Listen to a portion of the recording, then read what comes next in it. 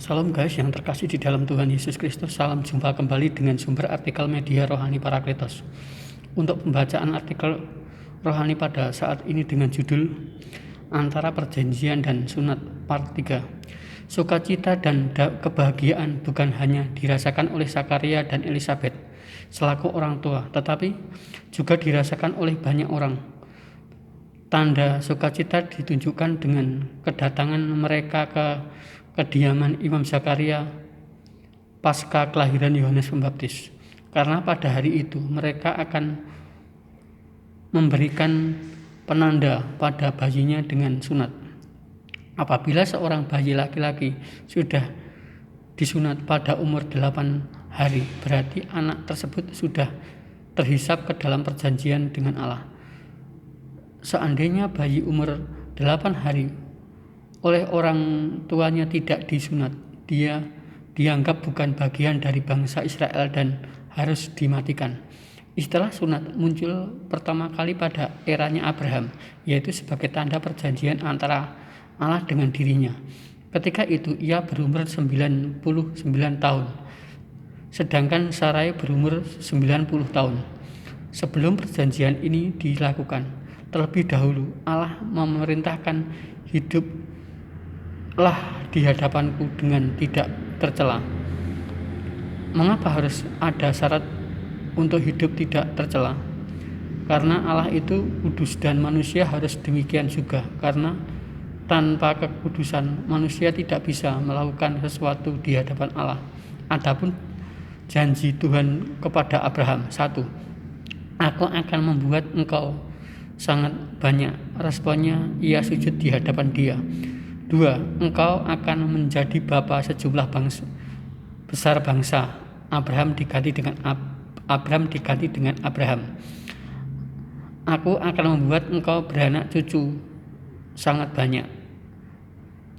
4. Perjanjian itu adalah kekal, karena perjanjian itu bukan antara Allah dengan Abraham saja, tetapi perjanjian itu juga dengan umat Israel. Perjanjian itu juga memuat aku menjadi Allahmu dan Allah keturunanmu. Setiap laki-laki di antaramu harus disunat dan dikerat kulit kitanya, karena ini menjadi sebuah tanda. Allah selalu membuat perjanjian dan selalu mengingatkan perjanjiannya, serta selalu memperbaharui perjanjian dengan umatnya. Perjanjian adalah alat bukti untuk mengingatkan supaya konsisten dengan isi perjanjian yang telah dibuatnya. Di sini konteksnya adalah Abraham dalam perjanjian lama dan Yohanes Pembaptis dalam perjanjian baru. Sunat adalah menjadi bukti bahwa seseorang sudah masuk dan hidup dalam perjanjian umatnya dan dia menjadi Allahnya. Maka dalam kehidupan masyarakat Israel yang diawali oleh Abraham sampai sekarang ini, sunat hukumnya wajib bagi bayi laki-laki berumur 8 hari. Apabila sudah 8 hari bayi laki-laki belum disunat, ia dianggap bukan bagian dari bangsa Israel dan harus dimatikan karena dianggap mengingkari perjanjian dengan dia. Mulai saat itu semua laki-laki harus disunat, termasuk di dalamnya Abraham dan anaknya Ismail. Ia berumur 99 tahun, sedangkan Ismail berumur 13 tahun.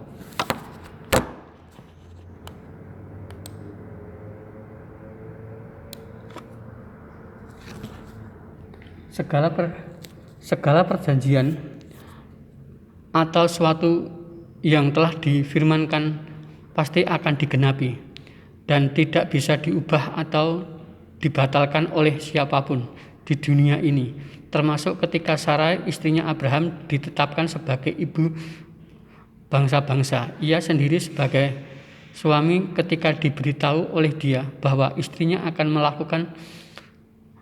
melahirkan seorang bayi, ia tertunduk dan tertawa dalam hati. Apa makna dari arti tertawanya Abraham? Tertawanya Abraham adalah tertawa yang manusiawi yang meragukan perkataan Allah karena melihat realita yang mereka alami dari sisi usia yang tidak lagi memungkinkan untuk mengandung dan melahirkan seorang anak. Ia tertawa dalam hati karena berpikir menggunakan akal sehat manusia jasmania. Dalam hal ini, Abraham tidak menggunakan kacamata iman kepada Allah. Kalau Abraham menggunakan akal budi dan memandang dengan kacamata iman, tentunya ia berpikir tentang kemahakuasaan Allah. Ia bisa melakukan apa saja yang Dia kehendaki, termasuk membuat Zakaria yang berumur Sarai yang berumur 90 tahun mengandung dan melahirkan seorang bayi. Di sini Allah ingin memperbaiki dan menstrukturkan cara berpikir Abraham supaya benar dan baik sesuai dengan apa yang Allah kehendaki.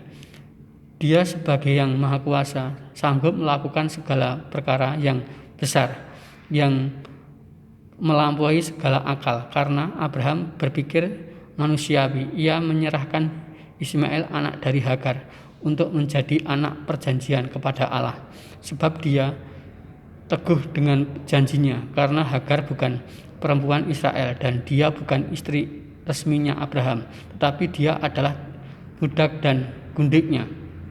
Mengapa ia mengambil Hagar sebagai istri kedua Abraham? Sarah yang menyuruhnya karena ia juga berpikir manusiawi seperti suaminya Abraham yang menganggap dirinya tidak mungkin mengandung dan melahirkan seorang bayi. Allah dalam hal ini konsisten terhadap firman-Nya, tetap akan menjadikan Sarah sebagai ibu dan dari bangsa-bangsa dan perempuan yang akan melahirkan dan menurunkan raja-raja besar di bumi ini. Amin dan bersambung.